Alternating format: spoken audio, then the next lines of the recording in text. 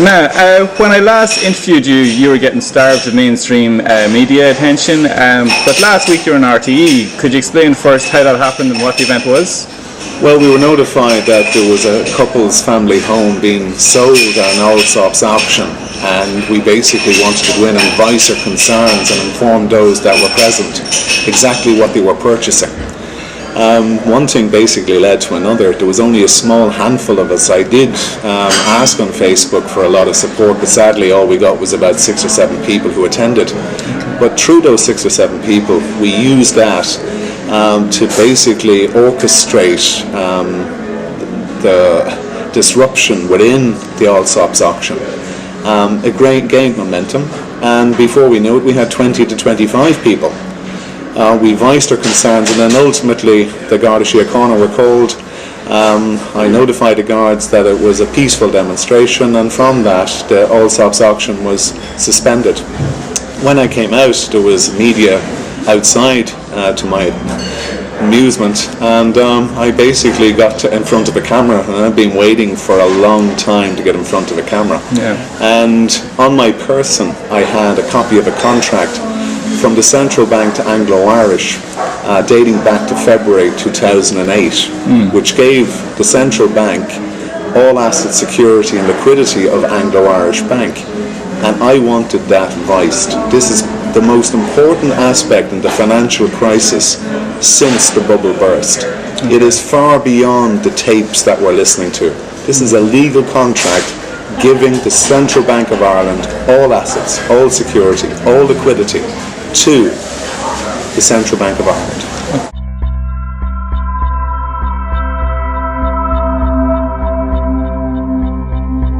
The story was done about me and my family on the 22nd of April last year, and I asked not for sympathy, for I asked for people to help me with information with respect to what the banks were truly doing. I asked for solicitors, barristers, judges to help me anonymously, and I got a tremendous response from people. I got information that clearly showed not the soft words that have been used for the last 4 years of reckless or negligent or careless lending. I got words of criminality, laws being broken. And as every person knows, when a law is broken, a victim is created. Unfortunately, the victims are our countrymen, is this nation of people who are suffering because of criminal acts. Today, for the first time in the history of the state, I have brought a criminal action against a regulated entity, the banks.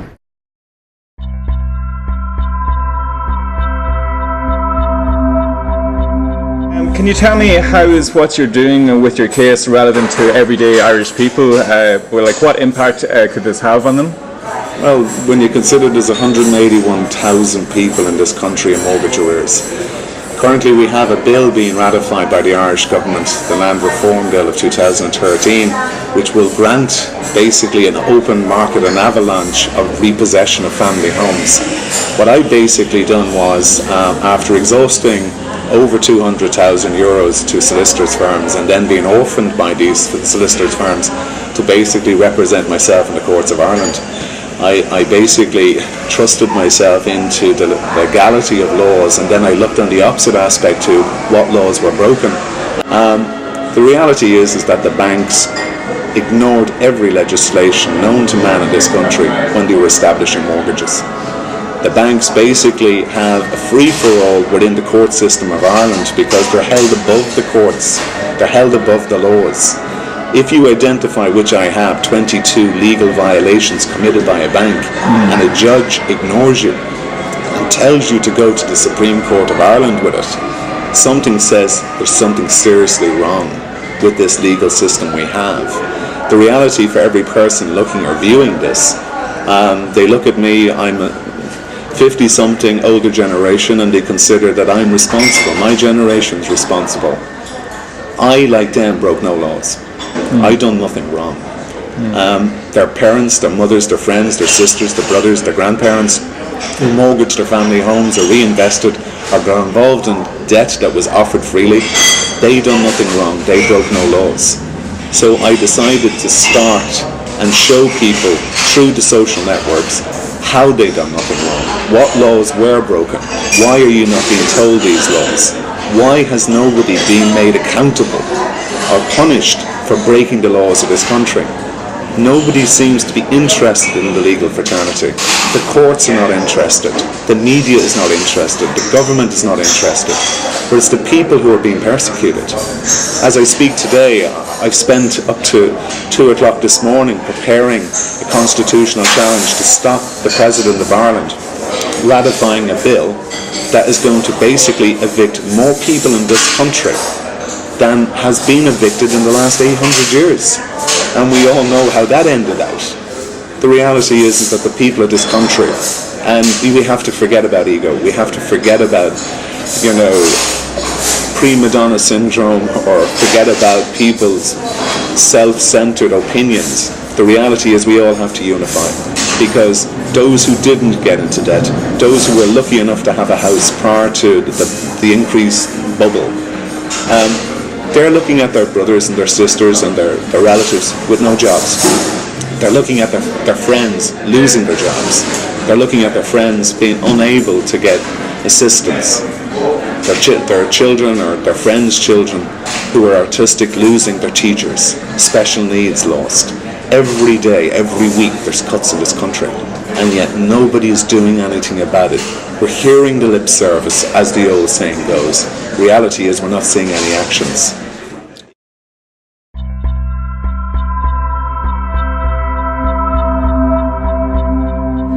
Okay, we were talking off air. Is there something else that you'd like to mention that we were just discussing?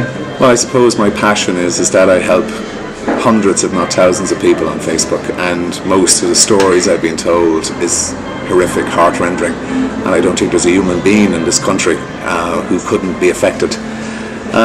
Some I've actually personally met and gone to financial institutions with. One story comes to mind where a couple who sadly are now broken up, they borrowed a large amount of money, 400,000. The equity, there was no equity, it was a 100% mortgage they obtained. Now, not getting into the argument of what a bank should have done at that time or shouldn't have done, but the reality is they bought a house for 400,000 and 100% mortgage on it. 4 years later, through no fault of their own, they lost their jobs. Some would say because of the actions of the banks. They then had the open market value of that property at 125,000. So literally 275,000 was a negative equity. The banks issued a letter, as they have done to thousands of families who opened that letter, and basically they opened the letter and saying that their family was going to be kicked out on the street. It was a notice of intent to seek possession. To any family, that is a harrowing feeling, to think that your children, your loved ones, are going to be thrown out on the street, and we've all seen pictures. It is frightening.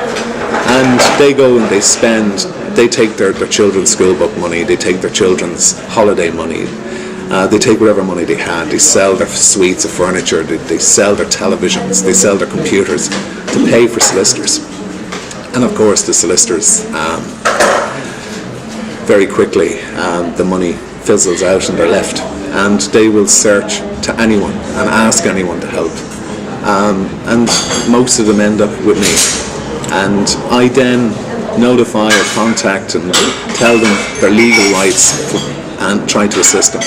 But the reality is, for the banks, this bank in question was Ulster Bank. They were basically going to initiate proceedings to take this family's home. The bank gave out a 400,000 100% mortgage. People unable to pay. Open market value of 125,000. It was going to cost the bank a minimum of 65,000 euros to initiate legal proceedings, to pay for their own services, paid for the services of the solicitors, debt collecting agencies, the sheriff, the court system. And at the end of it, a possession order will be granted, and those people will be evicted.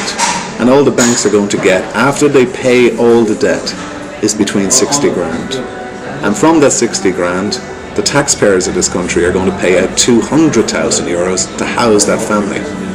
Those children will be psychologically damaged for the rest of their life. They're going to grow up with resentment and hatred.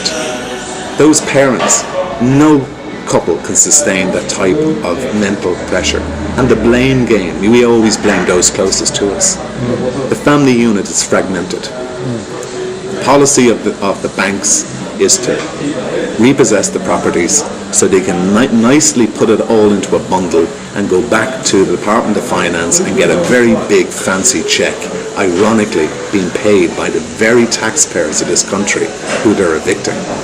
And not one councillor, not one minister, not one deputy, not one member of this Irish media has had any form of interest in what I've just said. I have detailed it, outlined it, and spelt it very simply for everybody to understand.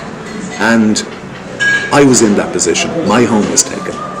My child was actually knocked unconscious by the sheriff. He was carted away in an ambulance. I know as a father, and I know as a husband, and I know as a provider what it feels like to get that letter. And basically, I think every person looking at this, whether you like me, dislike me, whether you consider I'm responsible or not responsible, look not at what you're doing or saying. Look what we can all do and say, 6 people stopped a possession, 6 people stopped the Allsops auction. Can you imagine what 6,000, 60,000, 600,000 can do? We can change this. But what we do need is every person in this country to unite and to stop considering that it's somebody else's problem.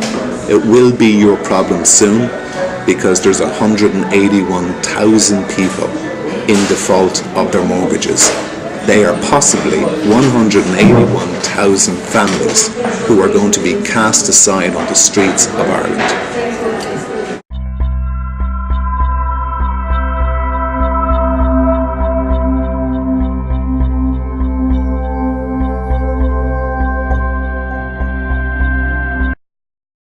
Property auction at the Shelbourne Hotel in Dublin has been cancelled until further notice after a protester disrupted proceedings. More than 50 protesters had gathered outside the venue. Protesters and bidders leaving the Shelbourne. The auction room had been full. Several dozen of those present were there to protest, and emotions were running high. It doesn't matter what property, it's belonged to Irish people who are lent money by banks. The economy has collapsed, and it's not the Irish people's fault. This is a European-wide problem. This is Angela Merkel's problem. 97 years ago, people lost their lives in that park over there.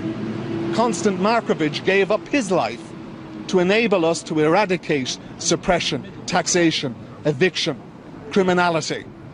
97 years later, we have Allsops acting on behalf of the English jurisdiction. Well, of course, what the viewers seen, sadly, was the end part of the interview. What they didn't see was the fact that I had raised the issue of a legal contract between Anglo and the Central Bank. What they didn't hear was that I initiated a criminal investigation into An Garda Síochána almost 7 months ago, and the media have failed. Even though they have received thousands of correspondence, they have ignored me consistently. I made a mistake, either through excitement to the fact that I had eventually got in front of a camera, but basically I made the obvious mistake. I said Constance Markovich was a man instead of a woman. Obviously I was aware that she was there with Lieutenant Mallon, and that they were fighting the cause. The reality was that my mind completely, all I was interested was identifying the illegality, the criminality that went on. I find it again particularly unusual that the professional aspect of RTE wouldn't have identified that obvious mistake and editing it, but again I don't know whether they wanted to taint me in a certain way or paint me as a certain thing or person, but the reality was I was there for one thing: A, to stop the selling of somebody's family home, and B, to identify the criminality that went on. Sadly, neither. Well, actually, we did achieve the Allsops stopping, but what we have found now in the last 2 days is they're now selling those properties online. So some might say it was futile, but the reality is that we identified it, and in the report in the Irish Independent on the Sunday, we also identified that Allsops director had falsified his directorship on 4 separate companies. He falsified his date of birth. One would ask, why would somebody do that? Only on investigation did we find 2 other companies that he did not falsify. These companies were party to over 400 million loan to NAMA. So again, we have a directorship of an auctioneering company who are selling family homes on families while the directorship owe 400 million to NAMA. All of these, I have dozens of issues, criminality, points that have never been raised, and sadly the Irish media do not want to broadcast anything I have to say. Okay. Well, just to ask you though, the context of why you were included in the RTE footage, like why did they include that piece anyway, just to address that issue? I basically don't know.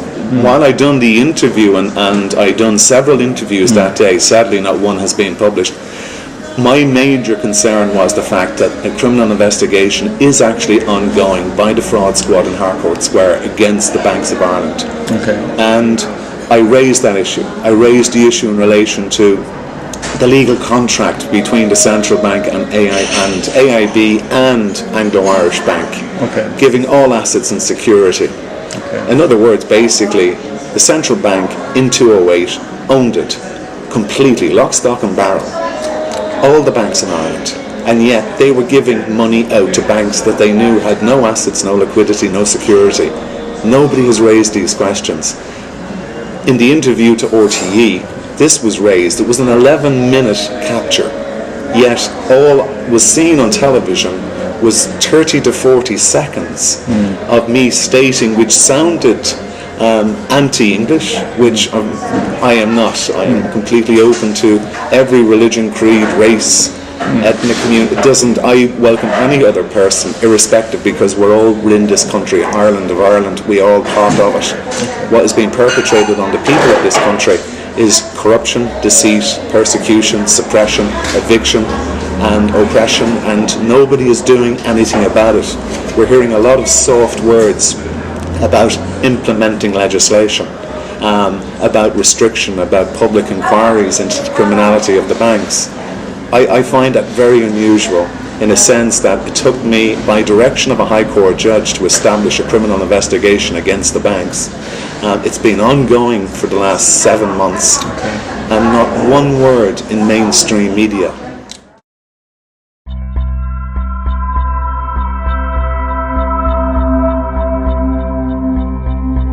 Is there anything that you'd like to say to the relatives of Constance Markovich?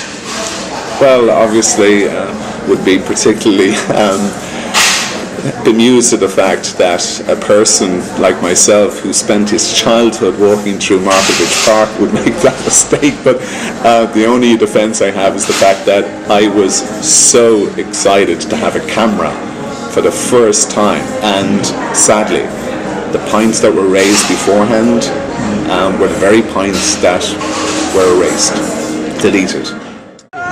Tell me why the media of Ireland have failed to respond to notification that there is a criminal investigation against the AIB since the 14th of February this year. I'd love to tell him, but I'm just a cameraman. You're talking to the wrong fella. And where's your reporter? I just point the camera. Where's your reporter? I don't have one. We just supply video to the media. I'd love to have answered it, but I can't. Nobody seems to.